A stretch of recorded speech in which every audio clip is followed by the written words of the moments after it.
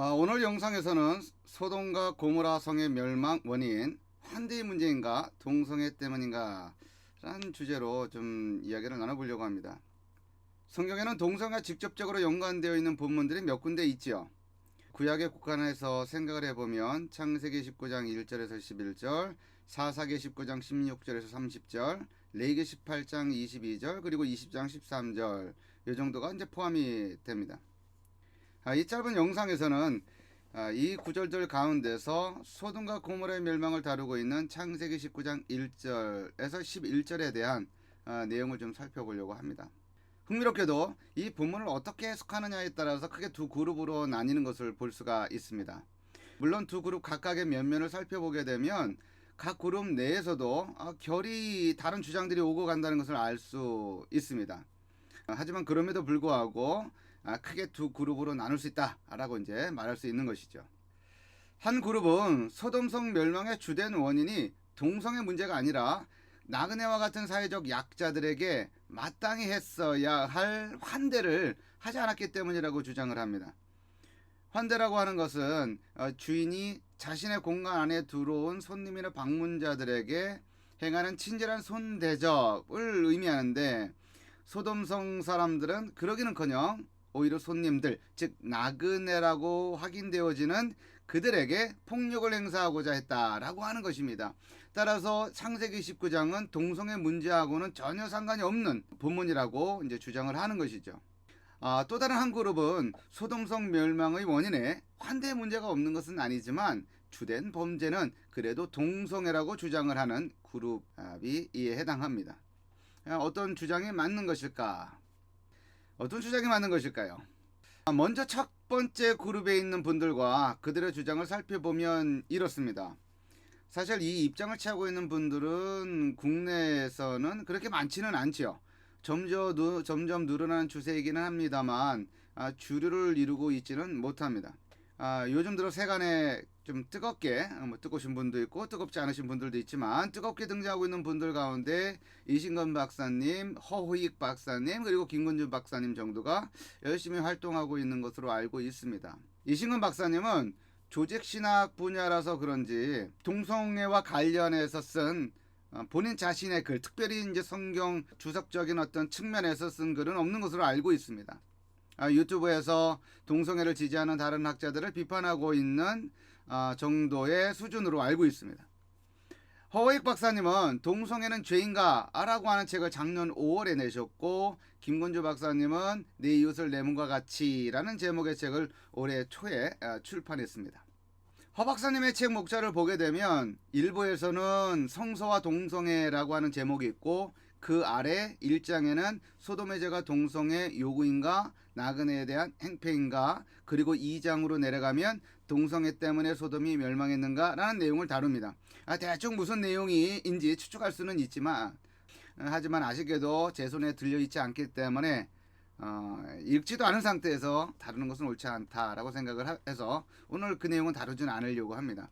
제 손에 들려있는 책은 김건주 박사님의 내 이웃을 내 몸과 같이라는 책입니다. 이분의 책은 제가 여러 권 사서 읽었고, 그리고 처음부터 끝까지 다 읽었고, 도움도 많이 받고, 그리고 동의하지 않는 내용들도 물론 많이 있죠. 제 앞에 있는 책꽂이를 보더라도 몇 권이 이렇게 금방 눈에 들어옵니다. 이 책에서 김 박사님은 소돔과 고모라 사건의 본질에는 동성애 규탄이 아니라 나그네 짓밟기가 놓여 있다라고 주장을 합니다. 책에 있는 그대로 인용하자면 동성애 본문이 아니라 고통받는 이들의 부르짖음 본문이고 소수자 짓밟기 본문이다라고 말을 합니다. 그렇게 주장하는 이유가 있겠지요. 몇 가지를 살펴보면서 그에 대한 반론을 좀 제기해 보려고 합니다. 첫 번째 생각해 볼 줄제는 이겁니다. 김 박사님은 문맥적인 차원에서 볼 때 창세기 18장, 19장, 20장이 기본적으로 나그네 대접이라는 주제로 서로 묶여 있다라고 해석을 합니다. 18장은 아브라함이 3명의 나그네를 극진히 대접하는 장면을 기록하고 있고, 특별히 1절서부터 8절까지가 그렇죠. 창세기 19장은 롯의 집에 들어온 나그네를 폭력으로 대접하려는 소돔 사람들을 기록하고 있고, 창세기 20장은 이방 지역으로 내려갔던 아브라함과 사라에 대한, 즉 나그네의 아내에 대한 약탈을 다루고 있다라고 보았습니다. 이렇게 보았기 때문에 창세기 18장, 19장, 20장이 나그네 대접이라고 하는 주제로 묶여 있다라고 본 것이죠. 즉 자신의 공간의 영역으로 들어온 나그네를 아브라함과 롯은 어떻게 대했고 소돔과 고모라 사람들은 어떻게 대했으며 아비멜렉은 어떻게 대접했는가, 어떻게 대했는가를 그리고 있다라고 하는 것이죠. 핵심 주제가 나그네 대접, 즉 환대라는 겁니다. 그런데 이 주장이 맞는 것일까 생각해 보지 않을 수 없습니다. 물론 창세기 18장에 환대와 관련된 내용이 나오기는 합니다. 18장 1절에서 8절을 보게 되면 아브라함이 3명의 나그네를 극진히 대접하는 내용이 기록되어 있습니다. 하지만 18장의 핵심 주제는 아브라함의 환대에 있는 것이 아니라 불가능한 가운데서도, 즉 아브라함과 사라가 이미 많이 늙은 상태에 있다 하더라도 하나님이 자신이 했던 후손에 관한 약속, 즉 이삭에 관한 약속을 어떻게 신실하게 행하시고 있는가, 그것이 18장의 주제다라고 하는 것이죠. 바로 앞장인 창세기 17장은 이삭의 출생에 관한 예언을 기록하고 있는데 18장은 그 예언을 아브라함과 사라의 신체적 불가능성에도 불구하고 하나님이 어떻게 신실하게 성취해 나갈 것인가를 기록한다라고 하는 것입니다. 아브라함이 대접한 세 사람이 아브라함에게 이렇게 이야기를 하고 있습니다. 여호와께 능하지 못할 일이 있겠느냐? 기한이 이를 때에 내가 네게로 돌아오리니 사라에게 아들이 있으리라. 다시 말해서 17장은 이삭이 나올 것이다 라고 예언을 하고 있고 18장에는 환대의 주제가 없는 것은 아니지만 이삭에 대한 예언을 확증하는 데 그 역할이 있다고 보는 것이 맞습니다. 또한 김 박사님은 창세기 20장을 설명을 하면서 아비멜렉은 아브라함의 아내 사라를 데려간다. 그러므로 이 본문에서의 쟁점 역시 나그네가 어떻게 짓밟히고 유린당하는가이며 나그네 유린이 나그네의 아내 약탈로 표현된다라고 해석을 합니다. 그런데 어떻게 이렇게 연결될 수 있는지 모르겠습니다. 아내를 데려갔다? 그러므로 아내 약탈이다? 그런데 이 본문 어디를 보더라도 그와 관련된 내용이 없습니다. 다시 말해서 이 본문에는 나그네의 아내 약탈 내용이 전혀 담겨있지 않다라고 하는 것이죠.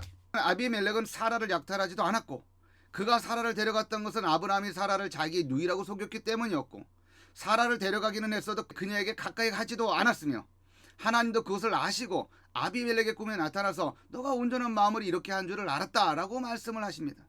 그리고 아비멜렉은 꿈을 꾼 후에 종들을 불러서 경고하고 하나님의 말씀으로 인하여 두려워하는 모습을 보이고 아브라함과 오해를 푼 후에는 아브라함과 사라를 선대하여 여러 재정적 지원을 제공하기까지 합니다. 아비멜렉이 아브라함의 아내 사라를 약탈하여 유린한 자로 그려지고 있는가? 전혀 그렇지 않습니다. 악인이 아니라 오히려 긍정적인 인물로 그려지고 있다라고 보는 것이 정확합니다. 따라서 김 박사님이 창세기 20장을 나그네의 아내 약탈로 해석한 것은 분명 심각한 오류다라고 볼 수가 있습니다. 이 지점에서 생각해 볼 것은 성경의 내러티브를 해석할 때 문맥적 해석이 중요하다라고 하는 것은 틀림없는 사실입니다. 한 문장의 단어의 의미는 문장을 떠나서는 정확하게 알 수가 없는 것이죠. 더 나아가서 문맥을 떠나서는 알 수가 없습니다. 그러나 문맥적 해석이 중요한 것은 틀림없는 사실이지만 각 단락의 내용을 먼저 정직하게 해석하는 것 또한 중요하다라고 하는 것이죠. 더 나아가서 어떤 주제를, 예를 들어서 환대라는 주제를 먼저 전제하고 그 전제에 문맥을 끼워 맞추는 것은 더더욱 위험한 접근이다라고 말할 수가 있습니다. 두 번째로 생각해 볼 주제는 이렇습니다. 김 박사님은 롯의 손님들을 내놓으라고 했던 소돔 사람들의 죄악이 동성애가 아니라 성욕에 사로잡힌 폭력이라고 주장합니다. 이 주장과 관련해서 몇 가지 언급할 것이 좀 있어요. 하나는 사소한 것이기는 합니다만 김 박사님은 이 책에서 뭐라고 말하냐면 롯의 집 밖에 소돔의 남녀노소가 다 몰려들었다라고 말합니다. 다른 강의에서도 유튜브 강의에서죠. 다른 강의에서도 남녀노소가 롯의 집에 찾아왔다라고 강의하는 것을 들을 수 있습니다. 그러나 그렇지 않죠. 남녀노소가 몰려든 것이 아니라 소돔의 남자 노인들로부터 젊은이들까지 모여들었다라고 성경은 말합니다. 다시 말해서 소돔성에 살고 있는 남자들이라면 남자들 모두가 다 모였다고 보는 것이 정확한 것이겠죠. 히브리어 본문이 그렇게 말합니다. 남성 명사들, 남성 동사들만이 이 구절에서 사용이 되어지고 있어요. 여기서 4절 9장 19장 4절을 보게 되면 테레미시카브 이렇게 되어 있어요. 그들이 잠자리에 들기 전에 안시에 하일 그 성의 남자들, 안시에 세돔 소돔의 남자들, 나사브 알 핫바이트 이렇게 되어 있어요. 그 집을 둘러쌌다. 민나 아르베 아드 자켄 젊은이들로부터 노인들까지 콜하암 미카체 이렇게 되어 있어요.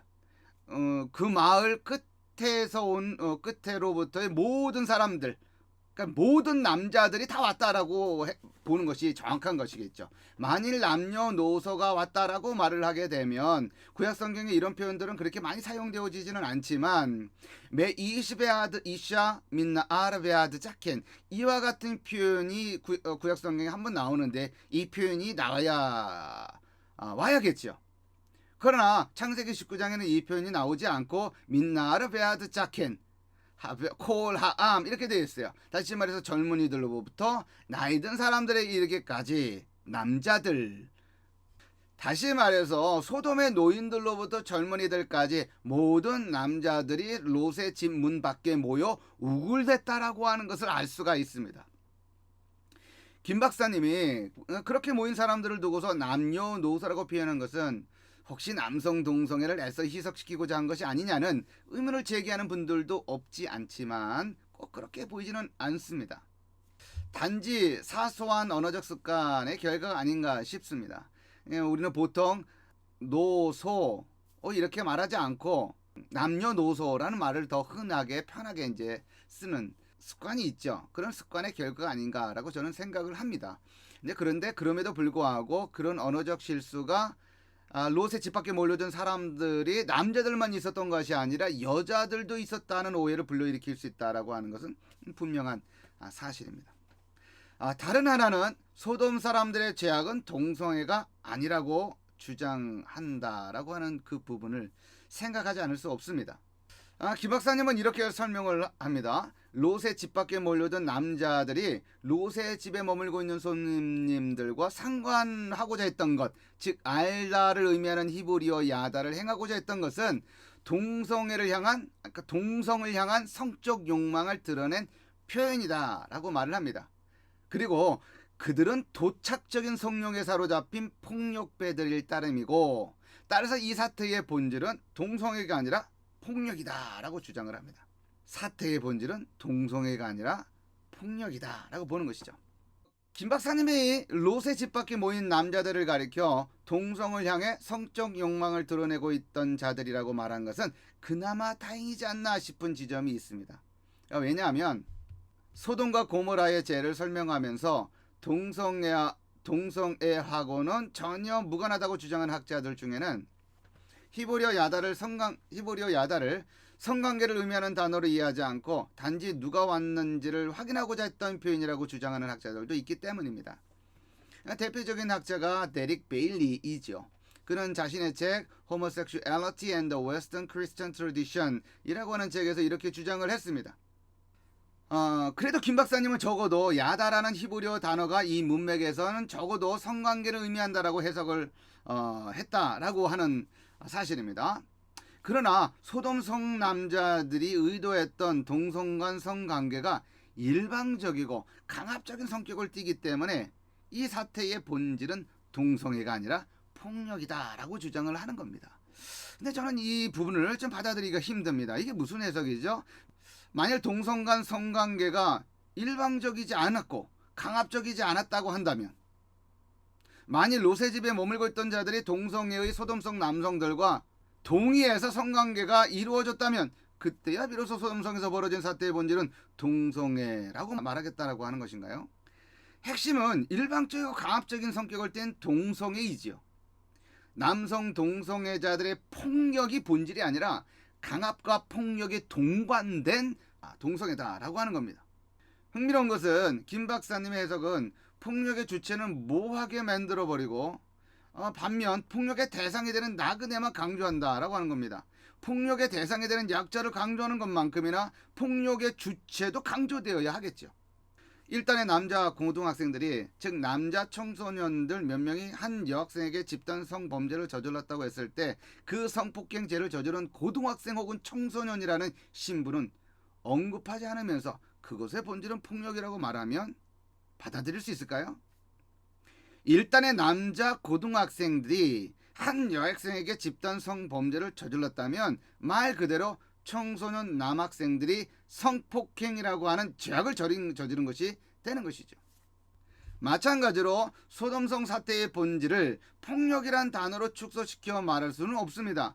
소돔성 사태의 본질은 환대의 문제가 전혀 없는 것은 아니지만 폭력을 동반한 남성 동성애입니다. 그러니까 남성 동성애가 폭력이라고 하는 루트를 통해서 진행이 됐다라고 하는 것이죠. 롯이 소돔성 남자들에게 손님들 대신에 자신의 딸들을 내어주겠다고 하는 제안, 그러니까 오늘날 식으로는 전혀 받아들일 수 없는 제안을 했음에도 불구하고 여자들에겐 관심도 주지 않던 남성 성행위 집착이 소돔과 고모라의 멸망을 가져오는데 일조했다고 해석하는 것이 정직한 해석이다라고 말할 수 있겠습니다. 따라서 소돔과 고모라 성의 멸망, 환대의 문제인가 동성애 때문인가라는 질문에 우리는 환대의 문제가 없는 것은 아니지만 남성 동성애가 주된 제약이었다라고 말할 수 있어야 합니다. 자, 오늘 영상은 여기까지 진행하도록 하겠습니다.